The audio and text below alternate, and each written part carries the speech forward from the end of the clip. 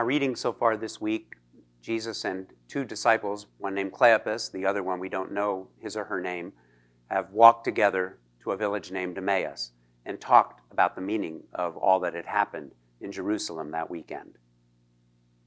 As they came near the village to which they were going, Jesus walked ahead as if he were going on. But they urged him strongly, saying, "Stay with us, because it is almost evening, and the day is now nearly over." So he went in to stay with them. When he was at the table with them, he took bread, blessed and broke it, and gave it to them. Then their eyes were opened, and they recognized him, and he vanished from their sight. I want to say this much for Cleopas and his companion. The time that they had spent learning from Jesus stuck.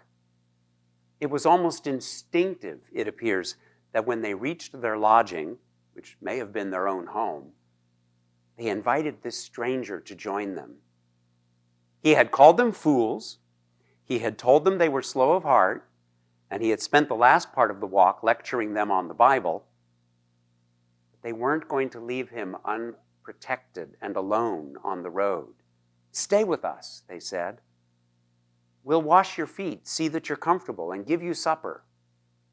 Stay with us." I hope I've never encountered Jesus and a stranger and told them to keep moving. "Move along now, there's nothing for you here." If we listen to Jesus enough and learn from him, our instinct will be to say, "Stay with us. It isn't safe for you out there. Here's a hot supper and a comfortable bed."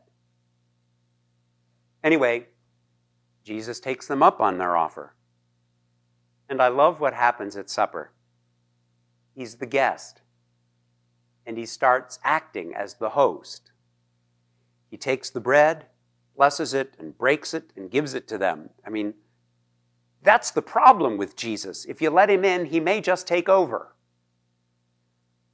Maybe that's why so many of us find so many excuses to try to keep him out. Anyway, Jesus takes over, and he starts acting as the host, blessing and breaking bread and giving it to them. And so they recognized him.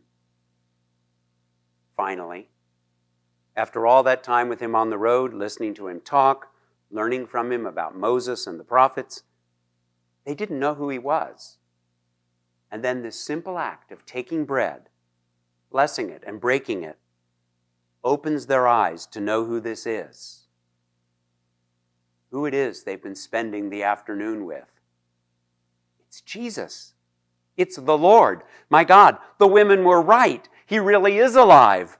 Here he is in our house at our dinner table. Wait a minute. He's gone. The moment they recognized him, he disappeared. I have a hunch why that might be.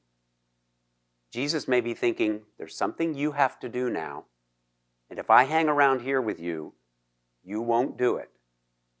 So now that you know what you need to know about Moses and the prophets, and now that you've recognized me, I'm out of here.